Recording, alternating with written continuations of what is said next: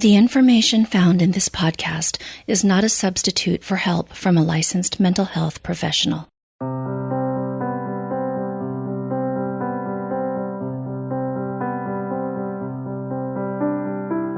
Hi, and welcome to the Women in Depth podcast. I'm your host, Dr. Lourdes Viado. Join me as we explore the inner lives of women, their struggles, fears, hopes, and dreams. We'll go beneath the surface and take a deeper look at what is hidden, unknown, uncertain, and uncomfortable.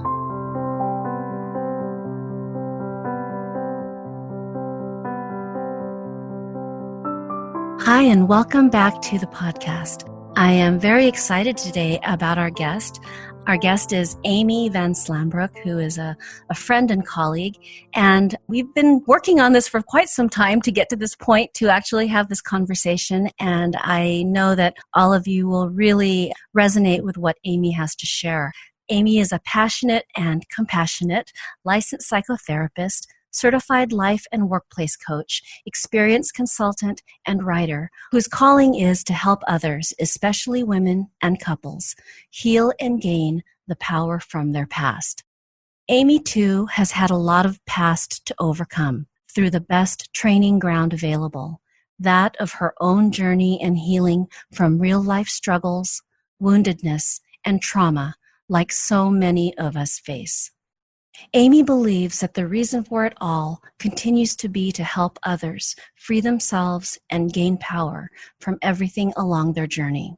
In addition to a master's degree in clinical mental health counseling, Amy has specialized experience and training in addressing the emotional health of women, relationships, and recovering from trauma, trained by some of the foremost experts in the field. At the end of this year, 2019, Amy will also have completed certification in brain health coaching through Dr. Daniel Amen's prestigious Brain MD program. Prior to being in her full-time private practice, Amy enjoyed a 20-year corporate healthcare and finance career, which continues to guide her work as an effective consultant, coach, and therapist. Hi, Amy, and welcome. Thank you, Lourdes. It is so wonderful to be here with you. Thank you for being here, and I'm glad that we are finally having this conversation. I believe it's just the right time, and I know that what you share is going to really be meaningful and helpful to our listeners. Thank you so much for the opportunity. I have looked forward to it as long as we've been planning it. And so today we are going to be talking about childhood trauma and relationships, and specifically how the trauma impacts adult relationships. And we're also going to talk about ways to support and love a trauma survivor. So I wanted to start, Amy, with how were you drawn to this work? It's something that I felt really called to from the time I was a child, and I didn't understand the full scope of all of that, but really to help other people. I was a high school peer counselor and really have always been drawn to that space. It was like growing up in an at-home therapy center because as part of my father's work in the ministry, he did a lot of counseling, and so that was just always a part of our family. But specifically to the area of trauma and relationships, it was really through my own journey. From the minute I started to deal with the trauma of an eating disorder and what was behind that, literally, I was ready to help people the day after I decided to recover, and obviously wasn't ready to do it then. But the more I delved into it, and as I actually was made aware that what I was dealing with was trauma, because that was a totally new word and concept for me. It sounded very scary and far off. It just became my passion. And the more I understand about its intricacies and its effect on our lives and how prevalent it is, Lord, it just keeps pulling me more and more strongly to it. And I am so grateful that you, and of course, many other therapists, coaches, healers are working so passionately in this field, because as you said, it is prevalent. And one of the things I took a look at again before, when I was planning for our conversation, was the ACEs study, the Adverse Childhood Experiences study. And for our listeners who don't know what that is, it's a study that examined the connection between childhood trauma and chronic disease. And, of course, that connection was there very strongly. However, I think what was really powerful for me when I first learned about the ACEs study was just how prevalent, how many people experience some type of trauma in their childhood, and that this happens across socioeconomic levels. It's everywhere. And I think that was really what blew me away, was this trauma. It's happening everywhere. So many people experience it. And I can almost, I'm going to guarantee that everyone knows several people who've experienced trauma. Absolutely. And it is an epidemic proportions. And it gives you different lens to look at the people around you. When you see someone struggling with weight issues, for instance, now my eyes completely see pain, because that is their language of communication for what they've been through in many instances. But it's so prevalent. 1 in 3, 1 in 4, depending on which kind of trauma that you're talking about. And the ACEs study was absolutely so compelling in that. And so I think we're all hoping that it gets the recognition that it deserves in terms of interventions and acknowledgement on a much wider basis within the political and medical and mental wellness circles. Yes, because amongst everything that was revealed in this study, clearly there's a correlation between wellness, health, and adverse childhood experiences. And as I mentioned before, the ACE study was not done with inner city poor people of color. Mm-hmm. The study happened with 17,000 mostly white, middle, and upper middle class, college-educated San Diegans with good jobs and great health care.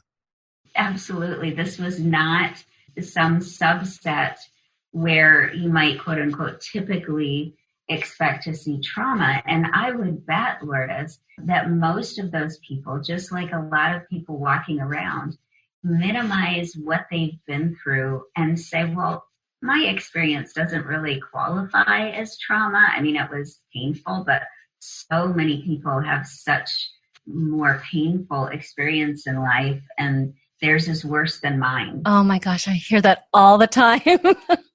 Yes, it's like, what do you mean trauma? I don't know that it's trauma, Amy. I mean, it was only X, Y, and Z, because one of the things about trauma is we have to normalize our coping strategy with it. And so what becomes normal for that child, whether it's being horribly beaten on a daily basis, or whether it's having a home where they're loved and adored, they adapt to, and that's normal. And they have to, otherwise they would be in constant psychological upheaval and completely non-functional. So they really, really grit tightly to that fact that others have it worse than them. And in a lot of cases, they're told that outright, and directly, this isn't as bad as you think it is. And so their self-concept becomes so weakened. And I think, too, that minimizing or not really seeing that what happened to them was traumatic. But there's also this process of, I think, struggling to own that part of their experience, that this happened to me. Like you said, it's a coping mechanism. And I think a lot of times some of the coping that we're doing looks pretty good. You're a straight A student, you have this high power job, you're such a good mom, you're doing everything for your kids. And those are like more of the sneaky ways that trauma coping can kind of hang out and not really seem problematic. And again, it can show up as healthy eating. I'm working out, I'm watching my weight, right? And then, because I think a lot of times, especially if you're not familiar with this, trauma seems to be like this big scary thing that happens to people not in my neighborhood, or who've gone through, coming back from a war, or a terrorist act. It's hard to take what they experienced and see that as something that was truly harmful to them. Absolutely. That point of acceptance is really a critical point in the therapeutic journey, to gently introduce that to a person, because for most people, it's a very charged word. They hear trauma, they've not identified it as something within their scope, like you said, not in my life, somebody else's life. That wasn't something they necessarily talked about. And often it won't even come up in therapy sessions until far into the work. And then they say, well, there was this one thing. And then it opens up this entire different facet of their world. And having someone who just says, it's amazing that you got up every morning. It's amazing that you are functioning as well as you are, because to them, it wasn't anything special. I mean, their coping mechanism may have been adaptive or maladaptive, as we say in the field, that wasn't very healthy, but it worked for them at the time. And so part of our work is saying, that worked for you then. It got you through. Even if it was something horrible and hurtful to themselves, it was what the body and mind did in order to cope with the horrific incidences that they were having to contend with. And so rather than shaming and blaming that inner child within themselves, it's saying it's understandable that you used what you used when you did. And now you need to say goodbye to that, because it's now hurting you. It's not helping you. And it's hurting your relationships. It's not helping your relationships. And so that's a really, really critical point of transition. And it takes some time. And it's hard when you involve families and spouses and partners and children, because it really, it ripples. It affects every one of those relationships. And they have no idea. It's, well, we're a high conflict couple, or I'm just not good at standing up for myself. Well, it's far deeper than that, much more intimately connected with our self-worth and value, or self-loathing. And I love how you mentioned that ripple. It made me think how another complexity to the healing is, once a person is at a place of acceptance, they now have to deal with what comes with, if whoever was a part of that trauma, whoever hurt them in some way, is still someone that they love and are in relationship with. That's just another layer. Yes. In my own journey, and I can speak openly about this, it was a journey that I had to go through. The earliest incident of trauma in my own life occurred outside the home, but there were also some things that I had to move through awkwardly and with a lot of difficult conversations and pain about how that was all handled, and certainly family tries to do their best to help you cope with it. But families are caught off guard. I always tell my clients, your parents have never raised a version of you at this age. Every year is your first time out. And so they're not going to do it perfectly, not because of any malicious intent, but because that's just who we are as humans. We have to learn as we go along. And so it's been a real journey where it's been an opportunity for greater intimacy to develop within my family relationships, and learning and helping other families to know it's okay that even when secrets are kept and parents are unaware, which is what happened in my case and for so many people, even though it's 20, 25 years after the event, we can still go back and heal the dynamic between that child and whomever in their family is involved.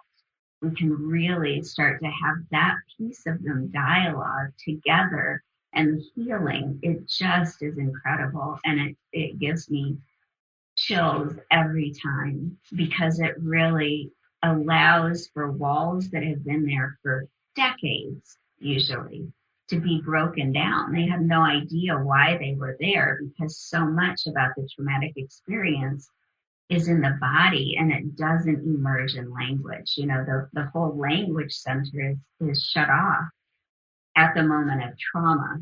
The blood flow is cut off. It forever alters that part of the brain until we start to work on healing. And thanks to the miracle of neuroplasticity and a lot of work by Bessel van der Kolk on the value of body-based treatments, and Peter Levine and Pat Ogden, just some real giants in the field. There are many. We've learned that we can help that person process and even learn to articulate through things like yoga and somaticization, really understanding the body's cues about the pain. And that helps to give the client and the victim / overcomer some of the words to finally break through, because so much of their experience, Laura, is like living with duct tape over their mouth. And that was my experience. You have something to say, and you know what? You don't even know exactly what you have to say. You just feel this need to tell somebody about the pain. And until we work through that in therapy, it's totally inhibited. And so they live in this world of silence, constantly being inhibited in their communication, both in current events and about their past, and thinking, I'm just a bad communicator, or I can never find the words, or I have such a bad memory, I can never say what I want to say. And that isn't it at all. They're dealing with their brain not being able to even do that. I love how you mentioned that it doesn't matter if it's 20, 25 years, you can always heal from trauma. It doesn't matter how long ago it was. And I think that that's important for listeners, because many, at least in my experience, have this idea that, okay, if trauma happened to me and I'm able to even let that into my awareness, I'm 55 years old. Why address it now? I hear that a lot. But again, healing can happen no matter how long it's been. And you can experience meaningful change in your life at any point in the journey. Absolutely. And that is such a gift, because for so many years, we in the field thought once it's happened, once the brain has been impacted, because each incident of trauma causes a fissure in the brain and a change in neurochemistry, a change in neural pathways. And we thought that's it. They're forever altered, which was such a hopeless prognosis for people, whether it's childhood abuse or war or whatever the trauma is. To think that it could never be changed is just like a death sentence. And so it really does give people hope that change is possible. And the other thing about what you mentioned, Laura, is when they don't, well, it's really not impacting my life that much. When we start to dig, we realize, people who've been through trauma, and I'm sure you've experienced this, masters at numbing, masters at detaching from the pain of their current circumstance. They carry that in there. They make great first responders, ER physicians, people in crisis, because for them, that's a pretty calm place to be. They have mastered that because of the horror that they went through. But it also separates them from what their real life is like. So when I say, well, let's explore your marriage or your partnership or your relationship with friends and children or your ability to even have community, and let's uncover what the real state of affairs is. And then they kind of see it with new eyes, that it is a matter of kind of making it out to be a lot better than it is, or they don't even know it could be better. I share with my clients often when there's a breakthrough, you kind of reach this point at which all of the work starts to make a difference. And I said, it's like suddenly color gets turned on in the world around you. Flowers are brilliantly colored. The sky is blue. It's just like this wide awakening. And part of that has to do with finally releasing some oxytocin into the brain. But it's also about plugging into their experience, because oftentimes, if they have full memory of the incident of trauma, it's like a silent, emotionless movie. They are numb. We are numb, was my experience too, from the actual events. And it's just matter of fact. And the first time they describe their experience, in fact, it may be with almost no emotion. And that isn't because it hasn't impacted them. And that's part of what's frustrating when victims of rape and other traumas, initially they're doubted because they come across as sort of blasé about it, when really it's because they just have dissociated so deeply and don't have language and don't have emotion, because if they did, you'd never have made it through. Yeah, they've learned to disassociate, to stay safe, to cope. Absolutely. Not knowing that that's what they're doing, right? Right. You know, they have no idea. So, Amy, I was wondering if you could share a couple of examples of how trauma can look like, what kind of experiences fall under trauma, from, I would say, the more, the sneakier ones that are hard for people to see, and then also to the ones we tend to think of when we hear the word trauma. Right, exactly. One of the earliest presentations, to use a formal word, or the reasons people seek care is because, well, I'm just having a lot of conflict. We just can't get along, in my relationship. And I feel like I've lost myself. We are always arguing. I don't know how to talk to him. He or she doesn't know how to talk to me. And so I really need to get back to who I am. That's often what people present as. Well, when you dig into those arguments and all of those conflicts and losing your voice, we often discover that that's really a trauma trigger. And when we're triggered in trauma, when we're re-wounded or reminded of our primary wound in childhood, we call what Bev and Tom Rogers, they're two of my favorite authors in the space of trauma and relationships. They call it an old brainer. Immediately we're thrown back into the mind of our childlike self, and we'll react completely irrationally, just out of the blue. And it's out of proportion to the incident. Our partners are totally confused because suddenly we've become this raging person, and then 2 hours later we're fine. And it's because we've had a trigger happen.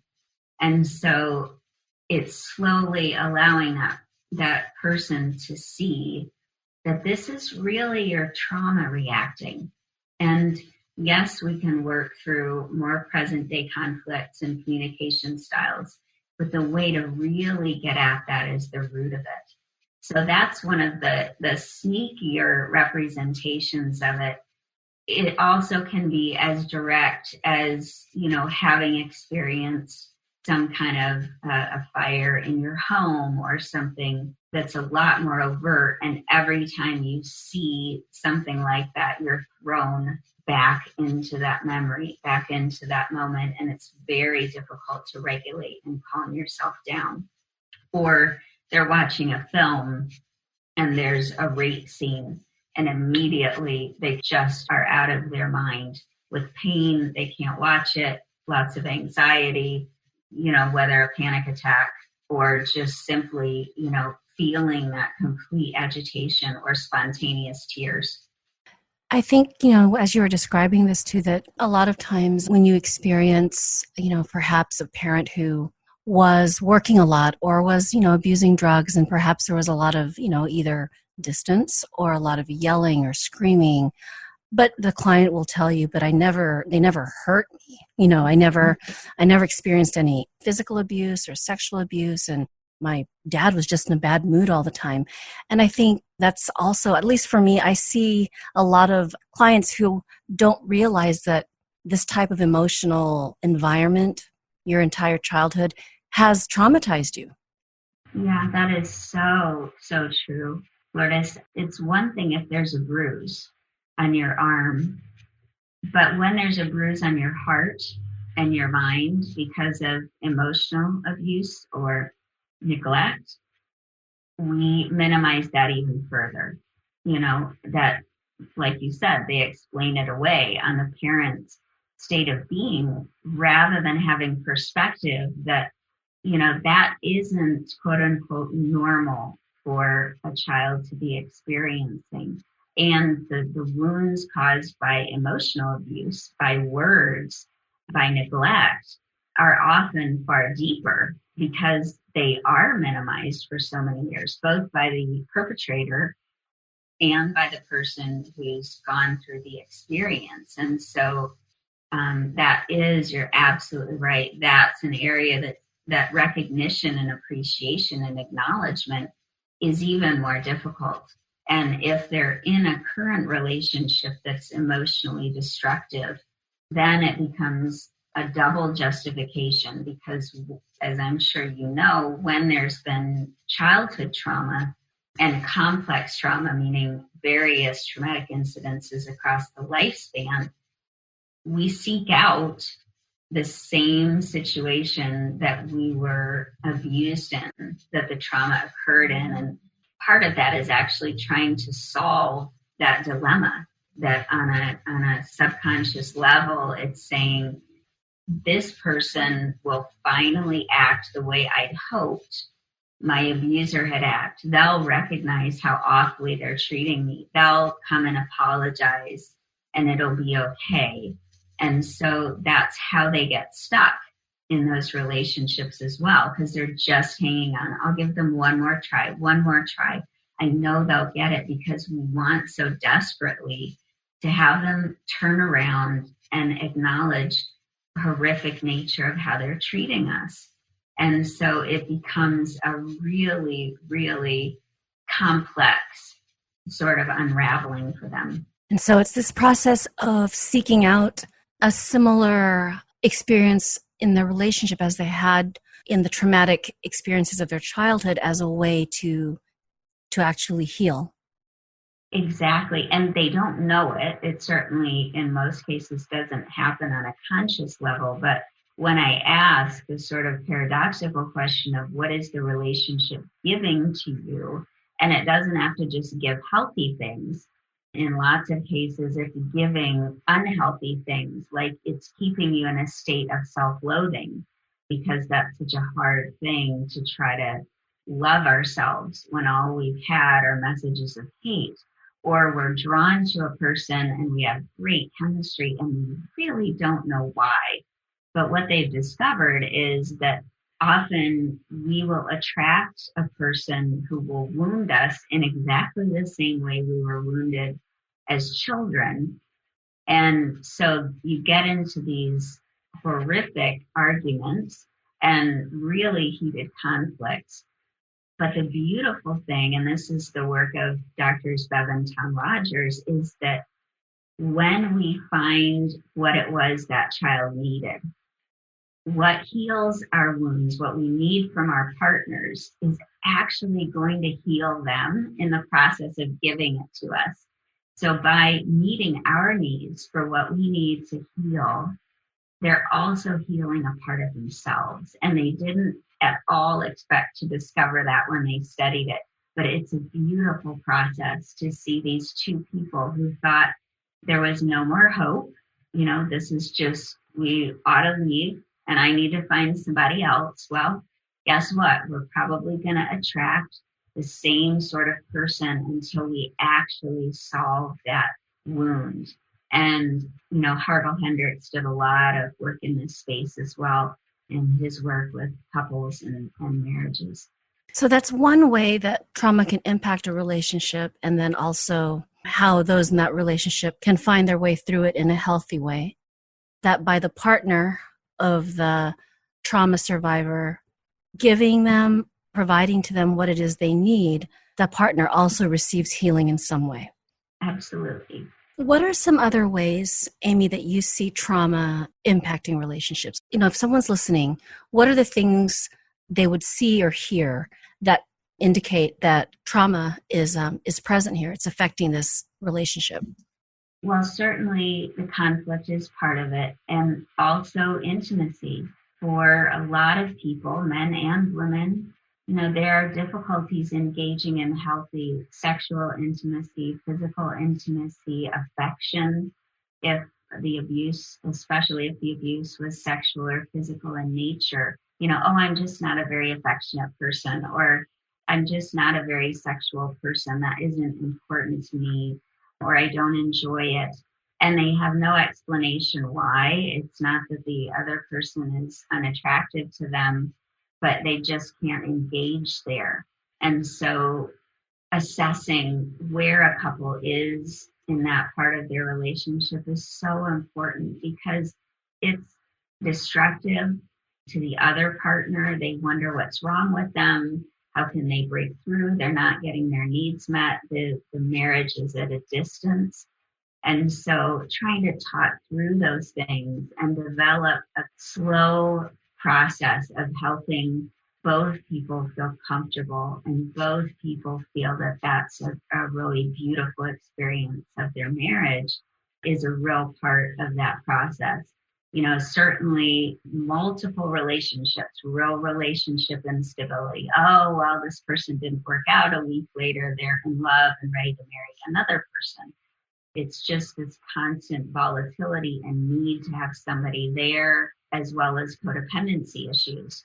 Really just overgiving and being overly concerned about the emotional state of the other person and basing their own emotional state on how they are and feeling totally responsible for that. Second guessing in relationships is a big one, because of course the perpetrator says, I own truth. So don't expect to get truth from within yourself, because it asks us to deny. So you don't know how to read where the other person is, that this is really just twisted and sick with whatever is happening, and says, no, this is normal. That's what their message says. And so it makes you constantly doubt yourself. And am I making this up, or is my instinct really on in this case? So they really have an inhibited ability to both understand the position of the other person and also to make decisions about who is healthy to get involved with. Their tolerance, our tolerance, I as we've all gone through trauma, our tolerance is so much higher for unhealthy relationships than persons who haven't been through trauma. So what seems like it's totally unacceptable and unhealthy to one person, to those of us who've been through trauma, if we've not worked through it, it's not that bad. And so we are able to tolerate things that most other people can't, which is, again, why it's so hard to get out of those. That is so true, Amy. I see that, so often where this individual, as they share the story and you respond with your own responses of disbelief and concern, that you just look at them and there's not even a reaction about what they just told you just happened in their relationship, or how their significant other has perhaps treated them, or something that they said. And that's something that I experience with clients very, very often. It's just, you do see that total acceptance and normalization of what they're in. And it was developed for good reason. Absolutely. We're not going to criticize you about this. You did the best you could at the time. It just doesn't work now. Yeah, and I think that, like you said, that understanding and compassion around why a person is responding this way is so important. And I'm really glad that you mentioned that again, because I think that survivors of trauma are very, very hard on themselves as it is. And it doesn't take much from their environment to just kind of compound that and keep them in that place. That is so true, Lorda. Self-compassion is in extraordinarily limited supply. Yes. Yeah. Demands on ourselves are in great supply. Yeah. Yeah. I'm so stupid. Why can't I get this? Why can't I leave him? Why do I keep putting up with this? And I must just not think I can get any better at just all sorts of things. And of course, the abuser heaps that on too. And suddenly we become very responsible in our little childlike minds and hearts for what's happening. Well, if I hadn't done this, if I hadn't worn this, if I hadn't been curious, if I hadn't done X, Y, and Z, whenever the trauma occurred, then it wouldn't have occurred. Well, if a perpetrator is going to perpetrate, they're going to perpetrate. And if a person is not a perpetrator, they are not going to perpetrate. It has everything to do with the state of mind and the actual conscious planning and grooming on the part of the abuser.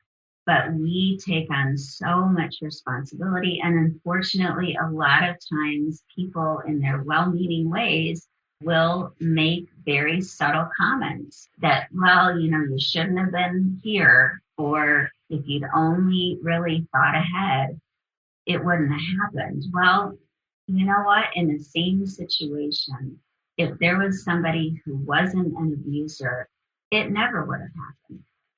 And so it had little to do with however you presented yourself or whatever you did. Certainly we want to make safe decisions and not purposely go into dangerous situations. But that self-blame is so thick and so deep. So, Amy, for those who are listening who are in a relationship with a trauma survivor, what are some of your suggestions for loving and supporting their partner? And there are so many things that couples can do for one another. It's often done in the context of therapy, so I don't want to suggest people try to do therapy on their partners. That never works. But just if you see your partner having an irrational reaction, odds are they're reacting to a deeper hurt.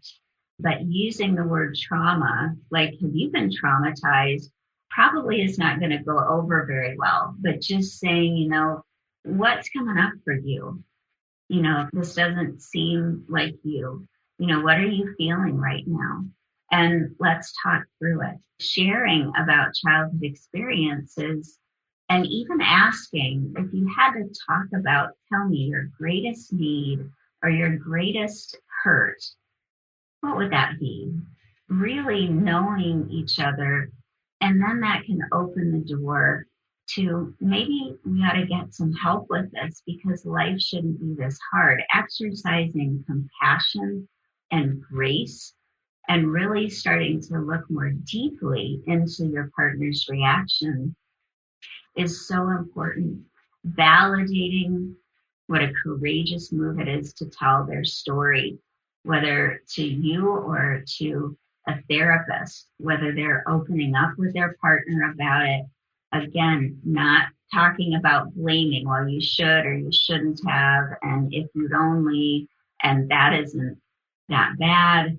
Those sorts of blaming and minimizing behaviors are only going to have the person clam up more and more. And so creating that safe space within relationship and not taking it personally, because odds are if they're reacting in an irrational way, it has very little to do with you. It has more to do with what's going on with your partner. And I know that's hard. Believe me, when I'm on the other side of the therapy room and I'm the one talking about issues in a relationship, it's far easier for me to say it than to do it. But having that check within yourself and just talking openly that when they're ready to share, you're ready to listen and you're there for every step when they're ready to get help is really critical. Often the more we maintain our marriages and relationships, whether through seminars or retreats or books, it's going to naturally involve more disclosure about who we are, what our hearts are, what our wounds are. And so with time, it's more and more likely that these things will come up, but especially for men who've been through childhood abuse, there's so much shame connected with that. And it's a silent group for the most part, just as prevalent, but they really need that safe space that says this was not because you were weak. This wasn't because you failed, and it's nothing to be ashamed of. What happened to you should never, ever, ever have happened. And so that validation for men is so important. Don't assume that it's always the woman, because so many men suffer in silence about it. So having that mutual compassion and understanding is critical.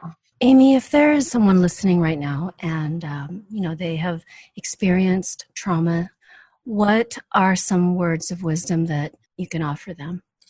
It is heroic that you are where you are. And I can say that without hesitation for wherever people are in their lives, because they're functioning, they're getting up in the morning, and they made it to today. And you deserve to share your story. And life does not have to be this way. You don't have to walk around feeling like you cannot express the words in your heart. You don't have to walk around feeling like if you just stuff it more and more deeply, it'll go away. You don't have to walk around feeling like you're all alone, because you're not. You're not. And you deserve to have the life that I bet for most people, they're just watching other people have and exempting themselves from it. And you don't have to be exempt from any part of a fantastic life that you long to have. That is yours. And with proper healing and proper therapeutic work, you will get there. Amy, what is the best way for listeners to learn more about your work, to get in touch with you if they're interested in working with you? The best way is through my website, which is amyvanslambrook.com. And it's a mouthful, but once you see it spelled in the show notes, it looks a lot simpler than it actually is. So that's my website. I'm also on Facebook. So Amy Van Slambrook, LMHC. I'm just starting out on Instagram, so you can DM me there. And certainly you can click the email button on my website, and you can send me an email with your questions or whatever I can do to be of help and offer information, clarity, or simply an understanding heart, because that really is the passion for what I do. And Amy, what are, some resources that you would recommend to someone who is either experienced trauma or is in a relationship with someone, books, websites? Two of my favorite books. One, of course, is called The Body Keeps the Score, and that is a really pivotal work by Dr. Bessel van der Kolk, and he is with the Trauma Institute in Boston. He's a foremost researcher and kind of a rebel in a lot of psychological circles because of his adherence to some alternative therapies like yoga and other things. But it's fantastic. It's thick. And there's an audio version if you don't like long books. A book on marriage, and it's a faith-based book called Soul Healing Love by Drs. Bev and Tom Rogers. They have both been through trauma. They've lived it. They know it like none other. And they really, really provide a model that can make marriage beautiful when we learn to heal one another. Works by Peter Levine are fantastic about understanding the impact of trauma and how we experience that in a somatic way, and certainly by Pat Ogden as well. And the titles are escaping me right now, but those are really, really pivotal works. And I think you have some resources too that our listeners might be interested in. Yes, I do. They are currently in development, but I'm going to be putting together just sort of a high level not really a cheat sheet, but a real summary for how you can really identify trauma in your relationship and how you can address it, as well as a tool to help with those difficult conversations. So I really have this conversation tool that I use over and over again with my clients that really makes a difference and helps in a 3-step process navigate those high conflict conversations so that you don't escalate and you don't become triggered. I also will have another conversation tool that gives people the words that they need to use when they kind of feel in a bind, when they want 2 different things to happen and they seem to be contradictory, but there's a way that we can actually reconcile those. And I call that the I have a dilemma conversation. And it's really, really helpful for folks. So those will be out in a couple of months. So stay tuned. And if you're interested, just send me an email, message, whatever, and say, hey, add me to the list. And I'd be more than happy to. And along with the resources you mentioned, your website, we will include everything you've shared, Amy, in the show notes. And also to our listeners, as soon as Amy's resources are ready to go, we will update the show notes with those as well. Amy, thank you so much for your time today, for your beautiful heart, your compassion. I am just so excited that you're doing the work that you're doing in the world. And I know that the people who get to work with you are really, really very fortunate. Thank you so much, Lourdes. It is an honor to be on your show, your sensitivity, and just your brilliant way of loving and caring for people, and especially for women, is just amazing to watch. So thank you for what you're doing and the impact you're making. I know that it's far-reaching. Thanks so much, Amy. Take care. You too. Thanks so much for listening to the Women in Depth podcast. I hope it brings you a deeper understanding of yourself and others, and that you found some insights that illuminated and inspired. You can follow Women in Depth on Facebook and YouTube, and if you haven't yet, please subscribe on iTunes and leave a review. And finally, if you enjoy Women in Depth, please share with a friend. Again, thank you so much for listening, and see you next time.